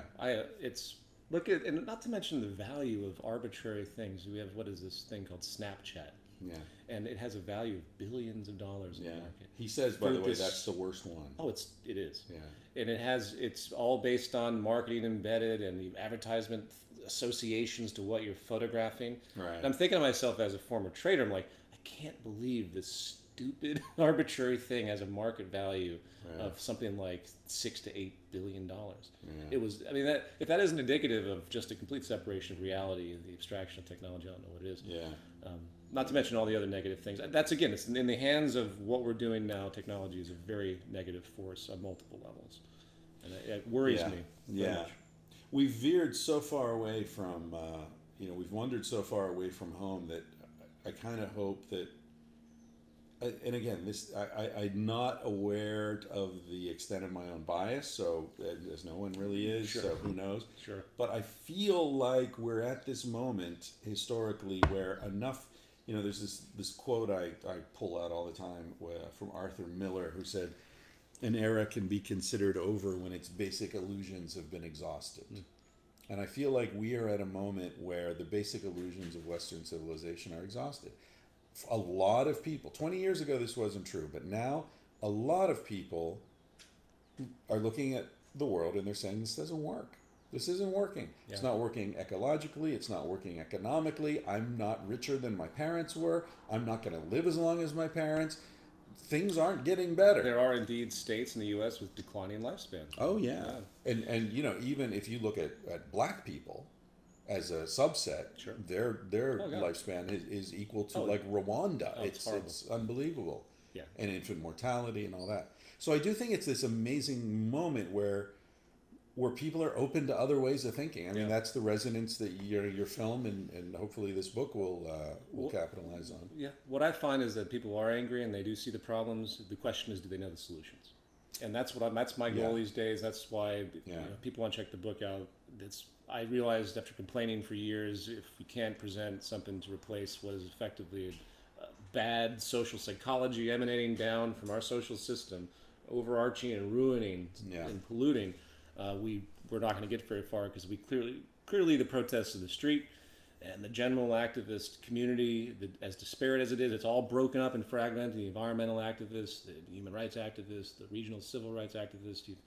You have this spread, and it's a divide and conquer phenomenon in the sense, from the perspective of the power establishment. As long as everyone's still fighting and separated and confused and isolated and myopic, then nothing will change. Yeah. And the elite preserve their positions. And, right. But if they come together, and that's why they take the economic focus and demand and create, in fact, because in the new realm, we have the power to design and create in a way that we never had before. Like, imagine, and this is the kind of world that I envision, a participatory economics where you're connected to systems like CAD, computer-aided design and engineering, and you have these systems connected and networked to the resources of the region or the planet, and you're able to, in open source, actually design a phone. You're able to design anything. You can design a transit system. You can design the architecture of your society in open source, actively in real time. Always, collectively speaking, more minds are better than one if organized properly. There is a deep wisdom which is proven through open source. The experiment with counting how many marbles are in the jar? No. Do you know that? No. It's an amazingly powerful thing. I think Daniel Kahneman might have written about it. I've heard of it. What is it again? So the experiment is they've got this big ass jar and they've got marbles or jelly beans or something, and there are thousands of them in there, right? And so they ask people to guess how many are in there. And of course, it's way off. But when they get to, like, I don't know if it's 1,000 guesses or 5,000 guesses, there's a certain point at which the statistical average is extremely accurate. Amazing.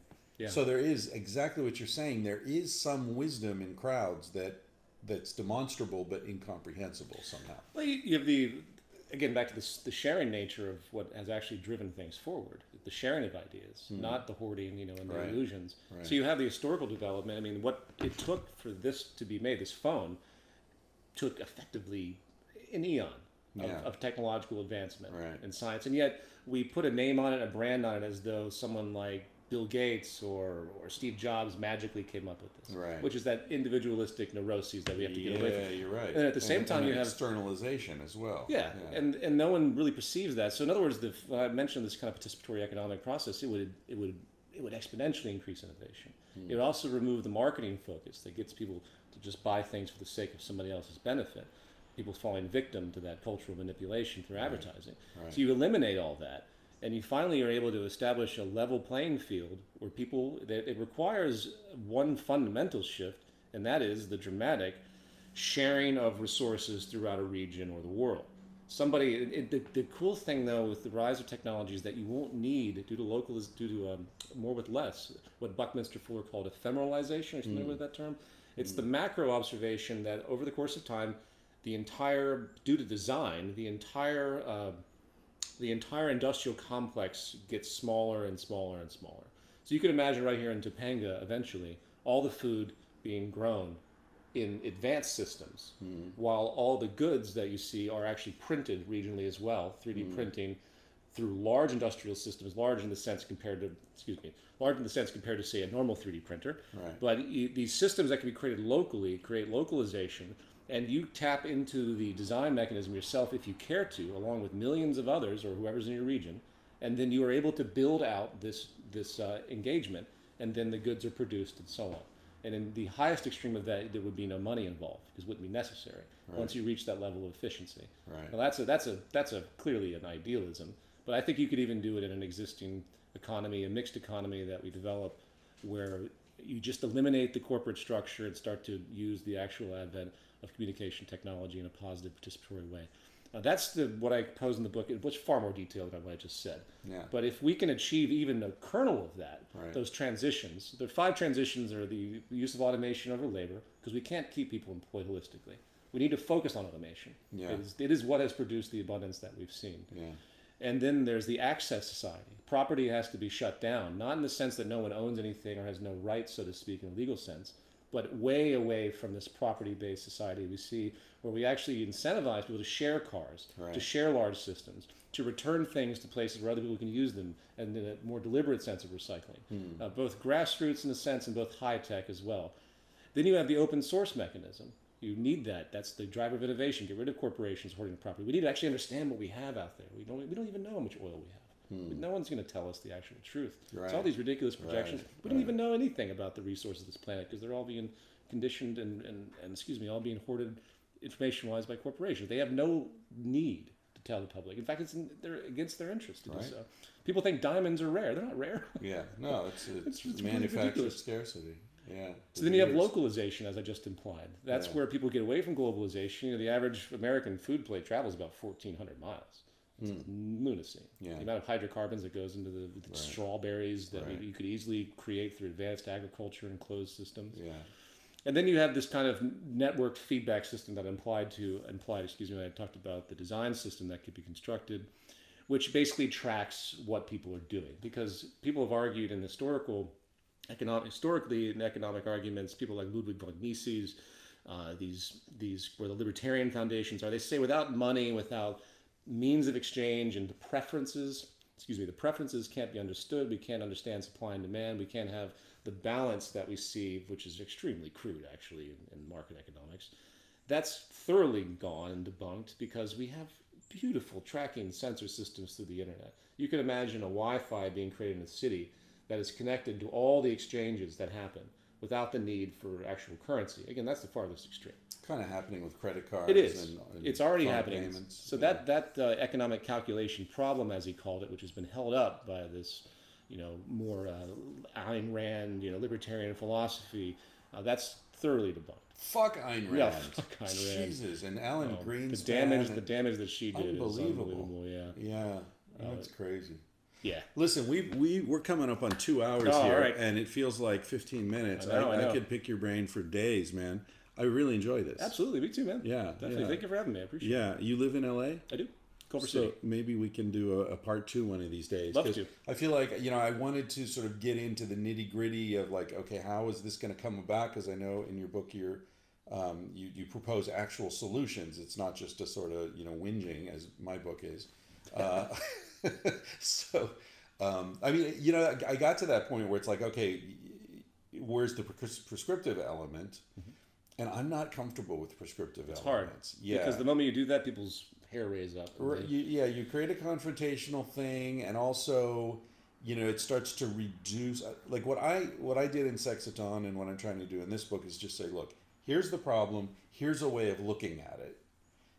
Then use this to apply to your own life and figure out what works for you. Yeah. But the minute I'm saying like, oh, I think you should have an affair, or your wife should sleep with other men, or you should masturbate more, or whatever, get the invisible hand in the bedroom, then it becomes a problem. So what I'm doing in this book is and in fact, maybe you can help me with this or put me in touch with people, but I'm looking for stories of people who have changed their lives by bringing their lives more into alignment with the principles of prehistoric life. So, for example, finding community and raising children together, or growing their own food and knowing where the food comes from. And they're not thinking like, oh, I'm going to have a paleo life, but they're finding like, oh, I feel so much better now. Sure. And my kids are happier. And so I'm going in a couple of days, I'm flying out to North Carolina to visit a farm where people are doing this. So I'm just going to tell stories. Like, so you've been to the kibbutz in Israel?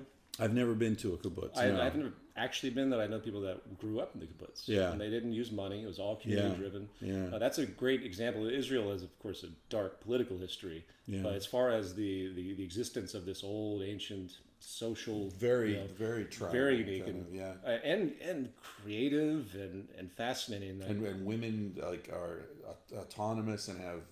They're right up there with men. And then there's all those events and stuff. Things like Burning Man have become so popularized and commercialized now, but in its original start, everyone saw it as such a great enlightenment event because they're separating themselves from society. Right. People use a basic barter system. Right. Yeah. And a gift system actually too. Yeah. They don't allow, at least I'm sure they do to some effect, but it's not intended to be any kind of sale-oriented environment. Yeah. I was going to do a documentary a long time called Counterculture.